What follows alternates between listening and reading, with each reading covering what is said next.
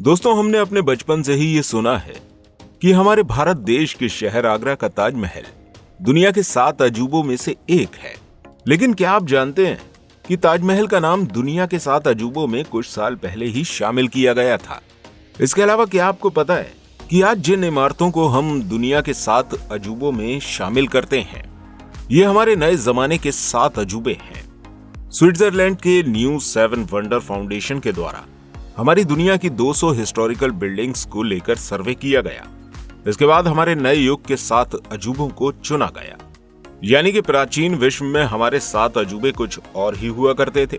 अब आपके मन में ख्याल आ रहा होगा कि आखिर हमारी प्राचीन दुनिया के 7 अजूबे कहां चले गए और इन 7 अजूबों में कौन कौन सी इमारतों को शामिल किया गया था। तो चलिए आज की वीडियो में हम आपको बताते हैं हमारी इस दुनिया के प्राचीन 7 अजूबों के बारे में। बेबीलोन का हैंगिंग गार्डन। दोस्तों, बेबीलोन के हैंगिंग गार्डन को भी प्राचीन विश्व के 7 अजूबों में से एक माना जाता है। यह गार्डन आज के समय के बगदाद, इराक के करीब बेबीलोन शहर में बना हुआ था। दोस्तों, यह हैंगिंग गार्डन उस वक्त की बेहतरीन इंजीनियरिंग का एक बेजोड़ नमूना था। इस गार्डन को 6ठी शताब्दी ईसा पूर्व में राजा नबूगद ने अपनी पत्नी को तोहफे में दिया था। उस समय के इंजीनियर्स ने पत्थरों की मदद से ऊंची ऊंची छतों पर पेड़ पौधे लगाए, जिनको हैंगिंग गार्डन कहा गया, और इन छतों के ऊपर मिट्टी को बिछाकर इनमें अलग अलग तरह के पेड़ पौधे लगाए गए थे। इसे बिल्कुल एक बगीचे के रूप में बनाया गया था। यहाँ तक कि इन बगीचों की सिंचाई करने के लिए भी पास ही की नदी का पानी इस्तेमाल किया गया था। इसके अलावा इन बगीचों की खास बात यह थी कि इसमें जो पेड़ पौधे लगाए गए थे वो लटके हुए दिखाई देते थे। जो कोई भी इन पेड़ों को देखने के लिए आता था, ये पेड़ उसका मन मोह लिया करते थे। दोस्तों, ये प्राचीन समय का एक बहुत ही मशहूर अजूबा था, लेकिन इसके बावजूद भी आज इस अजूबे के बारे में ज्यादातर लोगों को जानकारी नहीं है। Statue of Olympia. ओलंपिया के ज्यूस के मंदिर में एक मूर्ति बनी हुई है। ये मूर्ति 40 फीट से ज्यादा ऊंची है। इस मूर्ति का निर्माण 5वीं शताब्दी ईसा पूर्व में ग्रीक के बहुत मशहूर मूर्तिकार फिडियस ने किया था। दोस्तों, इस मूर्ति को बनाने में हाथी दांत और सोने का इस्तेमाल किया गया था। यह मूर्ति देवताओं के राजा ज्यूस की है, जिन्हें एक सोने के सिंहासन पर बैठा हुआ दर्शाया गया है। इस मूर्ति में ज्यूस के कपड़े और चप्पल को सोने से बनाया गया था। इस मूर्ति के बाएं हाथ में राजदंड हुआ करता था। इसके अलावा इसके सर के ऊपर एक चील को भी बनाया गया था, जो उस वक्त सभी जीवित प्राणियों के शासन के रूप में उनकी शक्ति का प्रतीक माना जाता था। इसके अलावा इस मूर्ति के दाहिने हाथ में विजय की देवी नाइकी की एक छोटी सी मूर्ति भी थी। दोस्तों, ये मूर्ति इतनी ज्यादा बड़ी थी कि इसे बनाने में पूरे 10 साल का समय लगा था, और इसे बनाने के लिए जिन हाथी के दांतों का इस्तेमाल किया गया था, वो दांत भारत से मंगवाए गए थे। इसके कपड़े, चप्पल वगैरह को बनाने के लिए जो सोना इस मूर्ति में इस्तेमाल हुआ था, वो ग्रीस के आसपास के हिस्सों से मंगवाया गया था। दोस्तों, ओलंपिया में बनी हुई ज्यूस की मूर्ति अपने आप में कलात्मक सुंदरता का एक मास्टरपीस थी। इसके अलावा प्राचीन यूनान के लिए भी इस मूर्ति की बहुत ज्यादा धार्मिक महत्वता थी। जिस मंदिर में इस मूर्ति की स्थापना की गई थी, उस मंदिर को ग्रीस के सबसे पवित्र स्थानों में से एक माना जाता है। लेकिन बदकिस्मती से ओलंपिया के प्राचीन खजाने की तरह ही ये मूर्ति अब जीवित नहीं है। कई सारे इतिहासकारों का कहना है कि ये मूर्ति किसी भूकंप की वजह से नष्ट हुई थी। वहीं कई सारे लोगों की मान्यता ये भी है कि इस मूर्ति को कुछ आक्रमणकारियों ने नष्ट कर दिया था। Light house of Alexandria. दोस्तों, इसे भी प्राचीन विश्व के 7 अजूबों में से एक कहा जाता है। इंजीनियर्स ने अलेक्जेंड्रिया के बंदरगाह के एंट्री गेट पर परोस द्वीप पर एक लाइट टावर बनाया था। इस लाइट टावर को 3 तरीकों से डिजाइन किया गया था। इसके नीचे वाला हिस्सा चौखूटा बना हुआ था।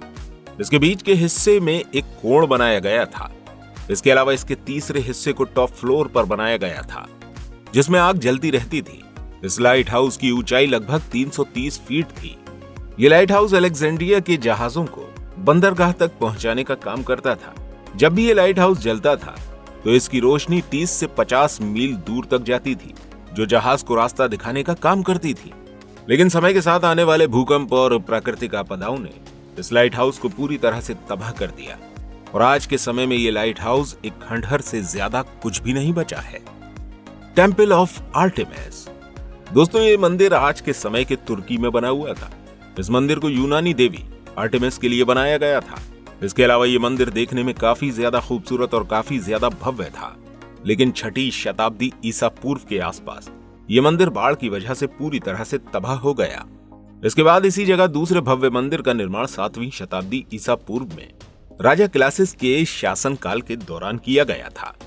लेकिन थोड़े समय के बाद किसी वजह से यह मंदिर भी पूरी तरह बर्बाद हो गया। इसके बाद 223 ईसा पूर्व में एक बार फिर से इस मंदिर को बनवाया गया। इस बार इस मंदिर का निर्माण बहुत बड़े पैमाने पर किया गया था। यह मंदिर 60 फीट की ऊंचाई पर बना हुआ था। इसके अंदर 120 से ज्यादा संगमरमर के कॉलम्स को खड़ा किया गया था।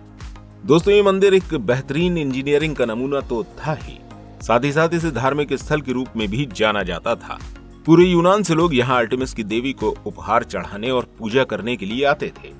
इस मंदिर के अंदर कई सारे सोने चांदी की मूर्तियां थी और कई सारे बेशकीमती खजानों को भी रखा गया था। लेकिन बदकिस्मती से कई सारे आक्रमणों की वजह से ये मंदिर पूरी तरह से तबाह हो गया। यहाँ मौजूद खजाना भी चोरी कर लिया गया और आज ये मंदिर भी वीरान पड़ा हुआ है। Great pyramid of Giza. दोस्तों गीजा के पिरामिड के बारे में तो आपने सुना ही होगा। इसे दुनिया की सबसे रहस्यमयी और सबसे फेमस संरचनाओं में से एक माना जाता है। यह पिरामिड मिस्र के काहिरा में बना हुआ है। इन्हें यहाँ के लोगों ने आज से 4500 साल पहले फेरो खुफू के शासन के दौरान बनवाया था। यह पिरामिड 481 फीट ऊंचा है। इसके अलावा इसे बनाने में 2 मिलियन से भी ज्यादा पत्थर के ब्लॉक्स का इस्तेमाल किया गया है। इन ब्लॉक्स में हर पत्थर का वजन 15 टन के लगभग है। यह पिरामिड लगभग 13 एकड़ एरिया में बना हुआ है, जिसे देखकर आज भी हमारे आर्कियोलॉजिस्ट हैरान रह जाते हैं, क्योंकि आज से 4500 साल पहले बिना किसी एडवांस टेक्नोलॉजी के इतने भारी पत्थरों को एक के ऊपर एक रखकर इस पिरामिड की शक्ल किस तरह दी गई होगी, इस बात का अंदाजा आज भी रिसर्चर्स लगा रहे हैं। इस पिरामिड को बनाने की टेक्निक आज के जमाने में भी इंजीनियर्स के लिए सरदर्द बनी हुई है। इसके अलावा इन पिरामिड्स को इतनी स्मार्टनेस के साथ बनाया गया था कि इसके अंदर कई सारे कमरे और रास्तों का जटिल नेटवर्क भी बना हुआ है। इसके अलावा ये पिरामिड इतना ज्यादा मजबूत है कि हजारों सालों से प्राकृतिक आपदाओं और युद्धों का सामना करने के बाद भी वैसा का वैसा ही खड़ा है। Museum at Halicarnassus. दोस्तों ये बहुत ही बड़ा और मशहूर मकबरा था, जिसे आज के तुर्की के शहर हेलिकार्नासिस में बनाया गया था। इसकी ऊंचाई 45 फीट से ज्यादा थी। इसमें जो मूर्तियां और जो नक्काशी की गई थी वो इसे एक अलग ही रूप देती थी। दोस्तों उस वक्त इस मकबरे का निर्माण आसपास की खदानों से निकलने वाले संगमरमर का इस्तेमाल करके किया गया था। साथ ही साथ इस मकबरे के बाहरी हिस्से में एक सीढ़ीदार स्ट्रक्चर पिरामिड भी बनाया गया था, जिसके चारों किनारों पर ग्रीक कहानियों को मोतियों की नक्काशी के जरिए दिखाया गया था। साथ ही साथ इस पिरामिड के टॉप पर एक रथ के ऊपर सवार मैसोलियस और आर्टिमेसिया के ताबूतों को भी रखा गया था। लेकिन जैसे जैसे समय गुजरता चला गया, इस मकबरे को प्राकृतिक आपदाओं और लूटपाट की वजह से काफी ज्यादा नुकसान पहुंचा और इसमें मौजूद कई सारी कीमती मूर्तियां भी समय के चलते तबाह हो गईं। कुछ बचा तो इस पिरामिड के कुछ टुकड़े, जिन्हें भी इस जगह से ले जाकर म्यूजियम में रख दिया गया। Colossus of Rhodes. दोस्तों ये ग्रीस के देवता हेलियोसिस की एक बहुत बड़ी मूर्ति है, जिसे 280 ईसा पूर्व में चेयर्स ऑफ लिंडोस ने रोड्स शहर में बनवाया था। इस मूर्ति को शहर की बंदरगाह की एंट्री गेट पर बनाकर खड़ा किया गया था, जिसे प्राचीन दुनिया के 7 अजूबों में से एक माना जाता है। ये पूरी की पूरी मूर्ति तांबे और लोहे की बनी हुई थी। इस मूर्ति की ऊंचाई 108 फीट से भी ज्यादा थी। दोस्तों आप इस मूर्ति की विशालता का अंदाजा इस बात से लगा सकते हैं कि इसे बनाने में पूरे 12 साल का समय लगा था। इस मूर्ति को हेलियोसिस के बंदरगाह के एंट्री गेट के दोनों तरफ एक एक पैर रखकर खड़ा किया गया था। इसके अलावा इस प्राचीन मूर्ति के एक हाथ में भाला और दूसरे हाथ में मशाल पकड़ाई गई थी। दोस्तों इस मूर्ति को बने हुए सिर्फ 54 साल ही गुजरे थे कि तभी एक भयानक तूफान आया, जिसकी वजह से ये पूरी की पूरी मूर्ति तबाह हो गई। तो दोस्तों आशा करते हैं आपको हमारी इस वीडियो से बहुत कुछ जानने को मिला होगा। हमने अपने चैनल पर इस तरह की और भी वीडियोस अपलोड की हुई हैं, आप उन्हें भी जाकर देख सकते हैं। इसके लिए आपको एंड स्क्रीन पर क्लिक करना होगा। हम आपसे वहीं मिलेंगे।